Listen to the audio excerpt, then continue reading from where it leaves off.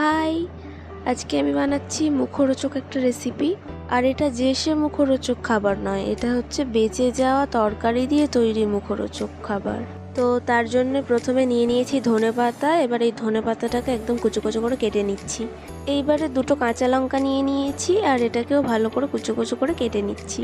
এইবারে বাটির মধ্যে দিয়ে দিচ্ছি সেই বেঁচে যাওয়া তরকারি, আর সেইটা হচ্ছে লোটে মাছের ঝুড়ো। তো প্রথমে দিয়ে দিয়েছি কর্নফ্লাওয়ার, তারপর সামান্য একটু বেসন দিয়ে দিয়েছি।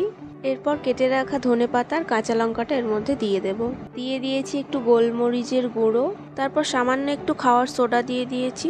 সবকিছুই দেওয়া হয়ে গেছে। এবারে ভালো করে এটাকে মেখে নিতে হবে। এবারে এগুলোকে বড়ার মতন শেপ দিয়ে মিডিয়াম টু হাই ফ্লেমে ভেজে নিতে হবে।